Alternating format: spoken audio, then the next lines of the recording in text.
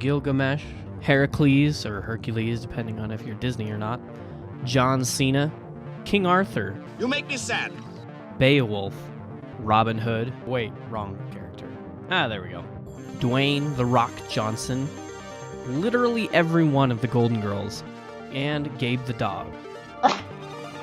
What do all these guys have in common? Well, they were all heroes that cemented themselves in the hearts and minds of all that tell their story. They are heroes.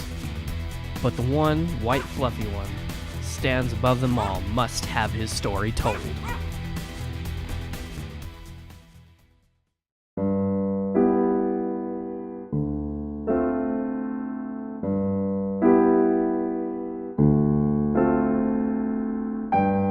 The year is 2013. You remember that lawless wasteland? The Harlem Shake movement is in full swing.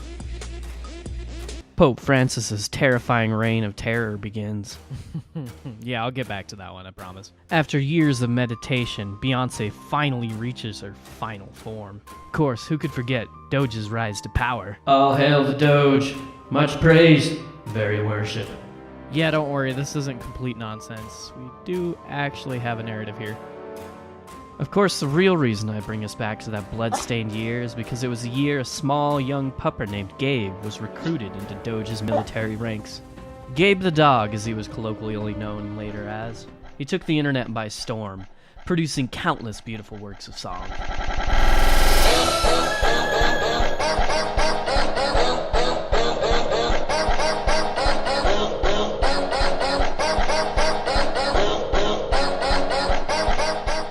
But every hero needs an origin story, right?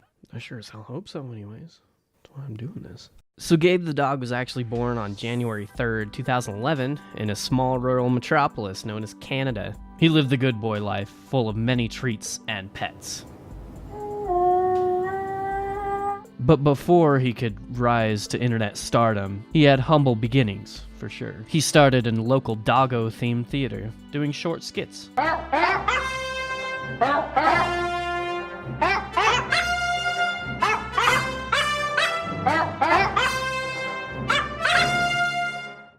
Before long, he became a local legend. But as I mentioned before...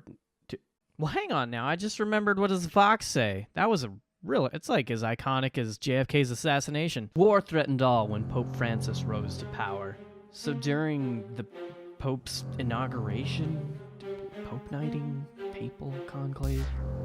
I don't know. Anyways, when he was declared supreme overlord of all memes, he sentenced that everyone ever must wear silly hats. Of course, no one was happy with this damning sentence, and a balancing force was needed to counteract this threat. And thus, Doge's campaign began. It's definitely pronounced Doge, look it up.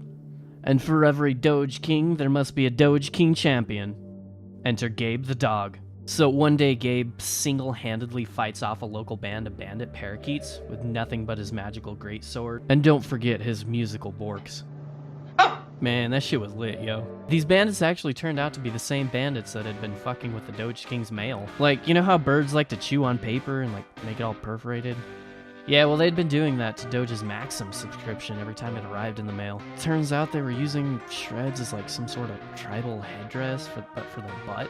Oh, yeah, just like that. Oh, it's actually kind of cute. Well, now I feel bad for the bandits. Like, dude, they didn't even stand a chance. Oh, geez, did you see that? I think something scared him. That's adorable. So after the utter decimation of the Floofnewts... Oh my god, is that their name? Oh, it's so cute. Oh, I don't think I can put this in a YouTube video.